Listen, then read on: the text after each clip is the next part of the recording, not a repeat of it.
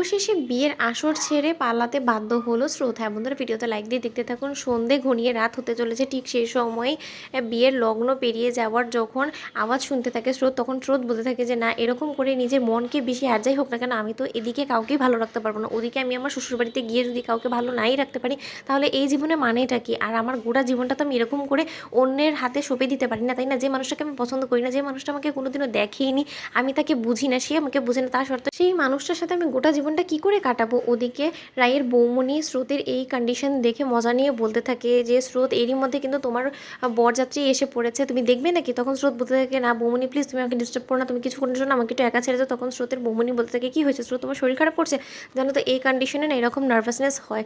রায়ের সময় তো তুমি দেখেইছো, তাই না? তো নীলুর সময় দেখেছো, তাই আমি তোমাকে বলছি একটু ইজি থাকো। তখন এই কথা বলা মাত্র স্রোত বলতে থাকে প্লিজ বৌমনি, আমাকে একটু একা ছেড়ে দাও। ওদিকে রায়ের কাছে গিয়ে রায়ের বৌমনি বলতে থাকে যে একটু একটু করে ওষুধ কাজে দিচ্ছে, এবার মনে হয় আমাদের পাত্রী পালানোর ব্যবস্থা করবে। ওদিকে সার্থক স্টেশনে বসে অপেক্ষা করতে থাকে আর বলতে থাকে যে তাহলে কি ঠাকুর এখানেই আমাদের শেষ স্টোরিটা লেখা ছিল? আমাদের এই অসম্পূর্ণ প্রেম কাহিনী কি কোনোদিনও পূর্ণতা পাবে না? তাহলে তুমি আমাকে কেন ভালোবাসার উপরে আরও একবার বিশ্বাস করার জন্য এরকম করে স্রোতকে আমার কাছে আসতে দিয়েছিলে বলো তো ঠাকুর? এখন তো আমি আমার জীবন থেকে কোনো মতেই স্রোতকে ছুঁড়ে ফেলে দিতে পারছি না, এদিকে না পারছি স্রোতকে ভুলতে, না পারছি আমি আমার নতুন জীবনের দিকে এগোতে। আমি কি করব ঠাকুর, তুমি আমাকে একটা পথ খুঁজে দাও। ওদিকে স্রোত বলতে থাকে না, এরকম করে সকলকে ঠকিয়ে আর যাই হোক না কেন বিয়ের পিড়িতে যদি আমি বসে যাই, তাহলে সকলের জীবন নিয়ে ছেড়ে খেলা করা হবে, সকলকে ঠকানো হবে, সেটা আমি অন্তত করতে পারি না।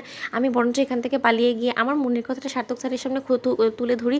তারপরে যদি সার্থক স্যারের মনে হয় যে না, সেও আমাকে নিয়ে একই ফিল করে, তাহলে তো হলোই। যদি আর না হয়, তাহলে আমি বরঞ্চ এ বাড়িতেই আর ফিরবো না, কিন্তু তা সত্ত্বেও আমি এই বিয়েটা কোনো মতেই করবো না। ওদিকে রাই এবং সার্থকের বাবার প্ল্যান সাকসেসফুল হয়। ওদিকে রাই সার্থকের বাবাকে ফোন করে বলতে থাকে যে আঙ্কেল, হিরো প্লাস হিরোইন দুজনই কিন্তু এখন যথেষ্ট পরিমাণ ডেসপারেট হয়ে রয়েছে একে অপরের ফিলিংসটা এক্সপ্রেস করার জন্য। এবার আমাদের ক্লাইম্যাক্সের সময় চলে এসেছে।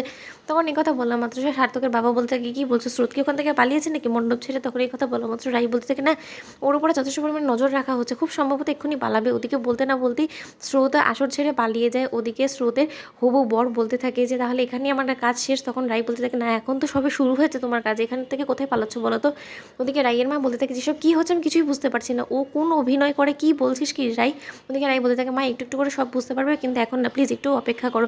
ওদিকে স্রোত দৌড়াতে দৌড়াতে স্টেশনে গিয়ে ট্রেনে সার্থককে খুঁজতে থাকে। ওদিকে এক পর্যায়ে সার্থককে না খুঁজে পেয়ে স্রোত হার মেনে নিয়ে বলতে থাকে যে স্যার, তাহলে আপনি আমাকে ছেড়ে চলেই গেলেন। ওদিকে স্টেশনে ট্রেন চলে যাওয়ার পর যখন সার্থককে চেয়ারে বসা অবস্থায় দেখে স্রোত, তখন স্রোত দৌড়ে গিয়ে কোনো কিছু না ভেবে চিনতে স্রোত সার্থককে জড়িয়ে ধরে বলতে থাকে যে sir, I love you, I love you, I love you, আমি আপনাকে ছাড়া কাউকে ভালোবাসতে পারবো না, কোনোদিনও কারোর সাথে জীবনে সুখী থাকতে পারবো না। তোমাদের ভিডিওটি ভালো লাগতে লাইক কমেন্ট শেয়ার করে সাবস্ক্রাইব করতে ভুলো না।